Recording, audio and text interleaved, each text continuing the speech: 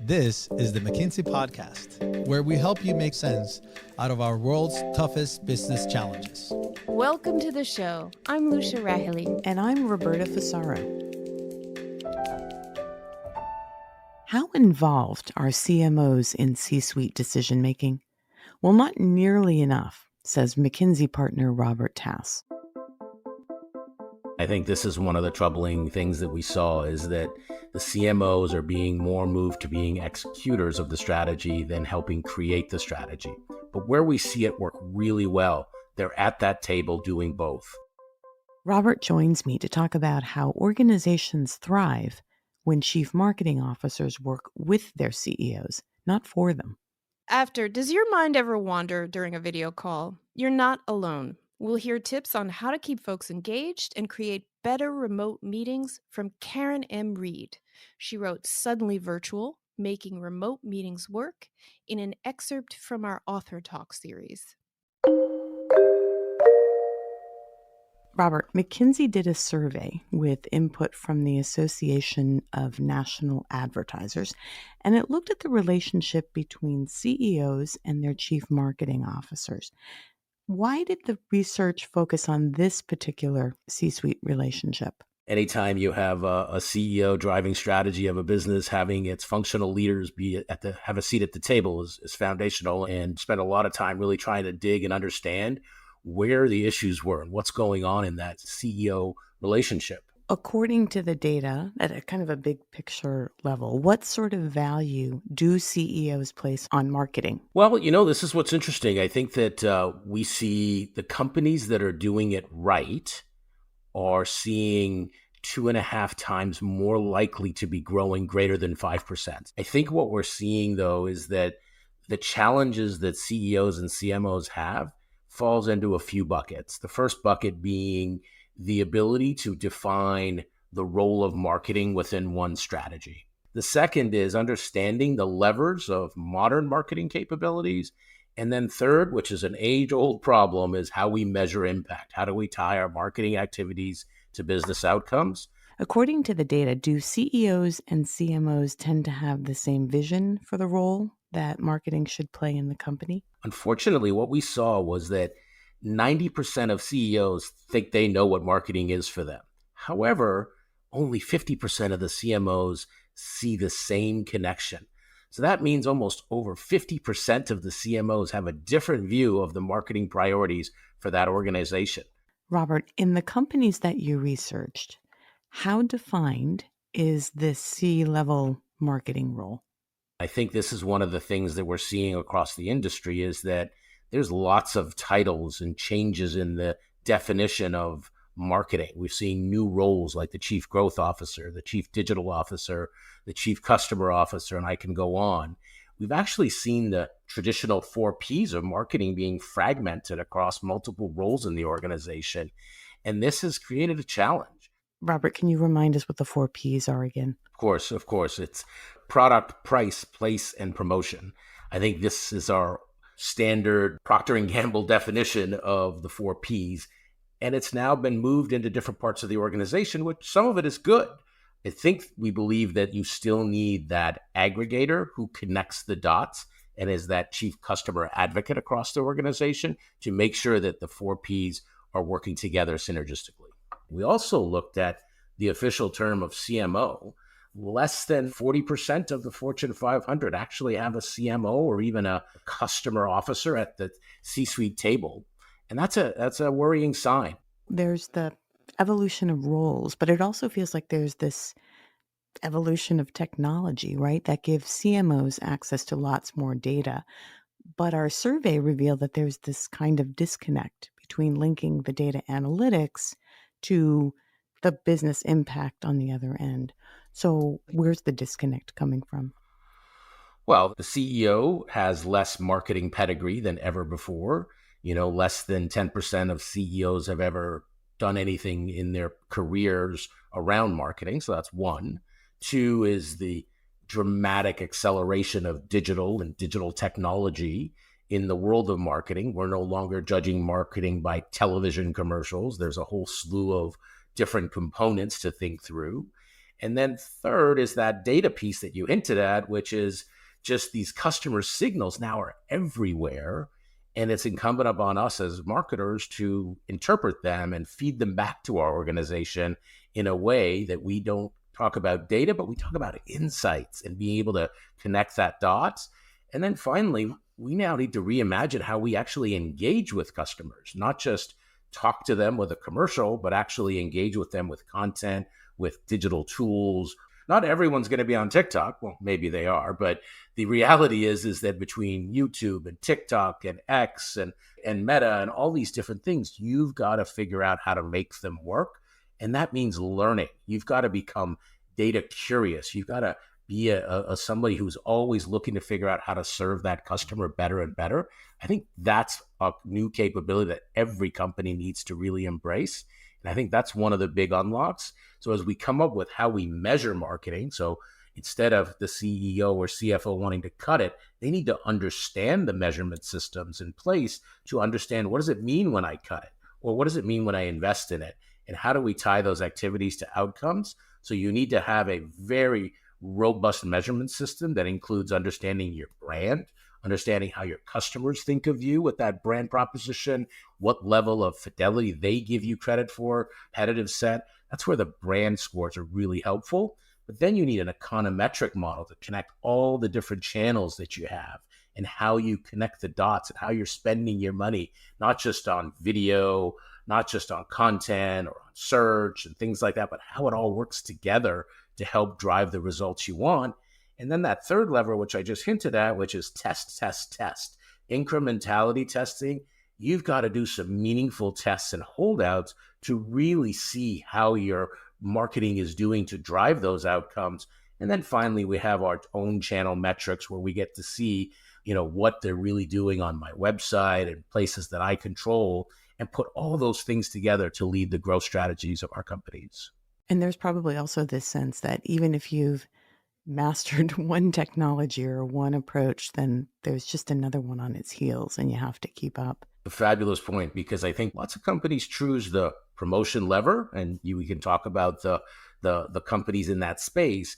But I think the true marketers that do all of it together make really good choices on how to use the top levers for their customers to bring their brand proposition to life. How are CMOs starting to use data differently? The promise of one-to-one marketing on the internet is not new. It's been around for 25 plus years now, but you're seeing it. You're actually seeing brands that are using personalization technology to help make sure the right message reaches the right person at the right time.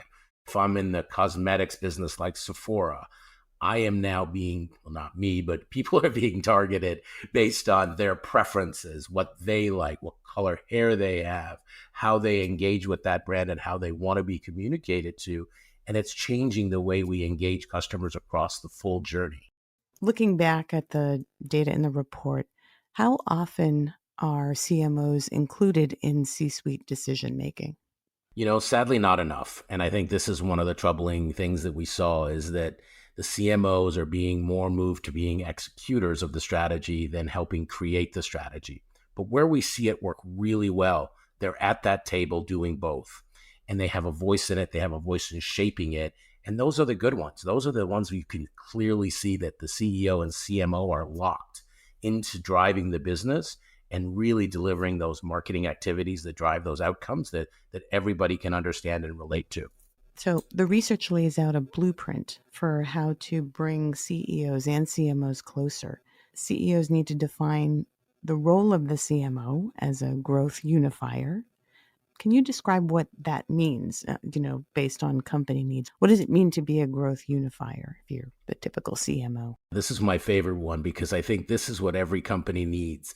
They need an executive to remove friction for their customers. We have to stop operating like our org chart. We need to operate how the customer wants. And I view that chief customer advocate, it's a term that I use a lot, because it is that person's role to go across the company to advocate, to make it easier for the customer to do business with you. It is the person that is using customer insights. They're fighting for the different segments that you might support, because not all customers are the same, but understanding how to serve the customers efficiently and elegantly across their products and their different channels is foundational to any successful business. How comfortable do you think CMOs are with contextualizing themselves or thinking of themselves as growth unifiers? The good news is I think some of them are very comfortable, and you can see it in the way they operate, the way they navigate this entire C-suite, the way they advocate for the customer, the way they use data, the way they use new technology. The key message that I tell all CMOs is they need to take the business strategy and fit it with their customer needs and put the two together. And the final thing in this is they need to be accountable for real business metrics and be able to connect the dots. I think that's the most important piece that I see. I did have a question about the CEO not necessarily having the deepest marketing background and how that can be one of the pain points that we identified. And I'm curious how the CMO can help bring the CEO up to speed in that way without stepping on toes. I think this is one of those behaviors that we see the great ones do. This is the exercise of taking your CEO, your C-suite, and introducing them to the innovation that's rapidly changing our world. I have great examples of CMOs taking their entire executive team to CES or to Silicon Valley or to leading examples of what great looks like in terms of seeing other companies that are doing it right and exposing their leadership team to the art of the possible. And I think that's an ongoing effort. The great ones are always looking at ways to learn, and they're just curious in nature. What was the most surprising finding from the report for you? I'm a marketing operator at heart. I've been a chief growth officer, a chief marketing officer, and sat in the chair.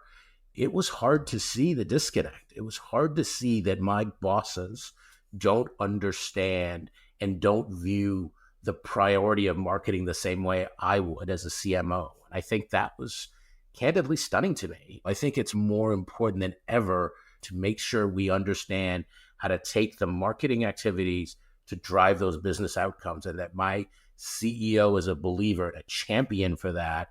Same with my CFO, which is another thing we saw in the report that we think is a great best practice when we see the finance team buying into the marketing measurement system. It really works well. And that's another thing we talk to CMOs a lot about, is making the CFO your BFF.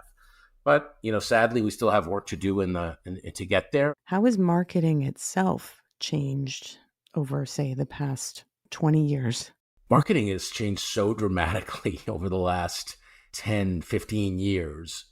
It's crazy. Everybody thinks back to the Mad Men era of, we had a television commercial and we had 3 networks that reached almost all of the United States as an example. And we no longer live in that world. We now have these amazing little devices in our pockets that are always on and always in our possession. I think there's 2 things that are just going to be real. Like, this is ever changing. It's not going to be like, oh, you got it now and we're done. It's something that's constantly evolving, which also adds a new level of fidelity that marketers and companies need to do, which means they need to continually test. They need to learn what works for them and their customers. The way my wife and I shop are very different. She loves information. She wants to see the reviews. She wants to go to a website 10, 15 times before she buys. I want to press that button and have that thing show up tomorrow. And that's the beauty of marketing today, is that we can serve both of them really well, but we have to adapt our marketing and understand our customers and to use the technology at our disposal to make both of those experiences amazing. We've seen studies, and McKinsey's done studies in the past that, especially in hard times, marketing is usually the first thing to get cut. And we see the successful companies that actually invest are the ones that invest in marketing and pull away. Their stock prices, 2-3 years after a down dip, are the ones that are accelerating because they've invested and unlocked that growth lever within their organization. Right. It cannot be that black box anymore. We need to be able to transparently and actually demonstrate how it works and how $1 spent here equals value there. Now, I know the crutch is immediately short-term focus on that dollar, but understanding how the dollars over time all work together to drive the results that are going to be sustainable and profitable and drive impact to the business is really critical to get that C-suite on the same page. Robert, thank you for joining us on the podcast today. Thank you for having me. Next up, how to make the most of your remote meetings with author Karin M. There are a lot of best practices for making meetings really effective. Bad habits are exacerbated in a virtual setting. A lot of times video calls do not need to happen if they are simply a matter of checking a point. There is this overwhelming use of video meetings as the default. And that's what is leading to this Zoom fatigue. What we have found is that the most effective ones are those that are shorter and are purpose-driven. Rather than having an agenda of 10 items, think about having an agenda of 2 items and then maybe a 20-minute meeting as opposed to a 2-hour meeting, because you really have to understand the limits of endurance and attention span. First of all, consider whether it should be a video call at all. And if the answer is yes, then make sure that you put it within the proper time frame. Don't let your calendar decide by default how long your meeting is going to be. If you can get the business done in 20 minutes, schedule a 20-minute call. Because a lot of times we have these back-to-back-to-back video meetings, and there's no time left to actually get the work done or to have that moment of task switching where you kind of download what just happened and then prepare for the next call. It's also important to determine who should be in the meeting. So the sweet spot for any productive discussion is actually 5 to 7 people. But if you have more than 7 people in a virtual meeting and you're trying to have a productive dialogue, it's very unwieldy. All trends indicate that we will be in a hybrid situation for the foreseeable future. So what that does to meetings is you have to be able to figure out how to handle a hybrid meeting where you have 3 people in a co-located conference room here, and then 5 people who are joining on an individual webcam. And the challenge for the meeting leader is to figure out how to get everybody to talk to each other, not just their own particular network. So there's a lot of burden upon the meeting leader to be able to get even participation across the board. And so what you might consider is, rather than having the meeting leader also be the facilitator, consider possibly having an extra role, have somebody come in purely as the facilitator, somebody who does not have a stake in the outcome of the meeting,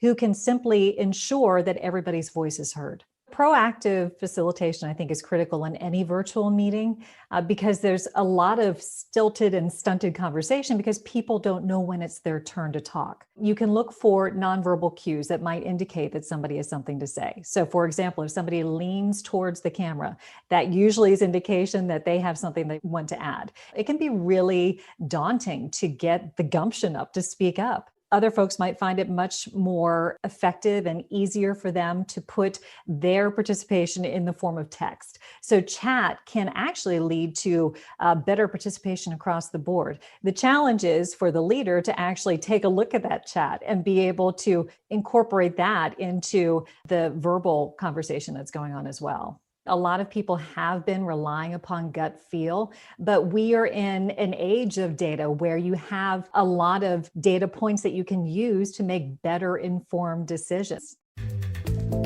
Thanks so much for listening to the McKinsey Podcast. I'm Lucia Rahili. And I'm Roberta Fusaro. Find us on McKinsey.com. We'll have a transcript of this episode up shortly. And download the McKinsey Insights app, where you can find this podcast and other helpful content updated daily. If you enjoyed the show, we'd love for you to leave a rating and a review. We'll see you in 2 weeks.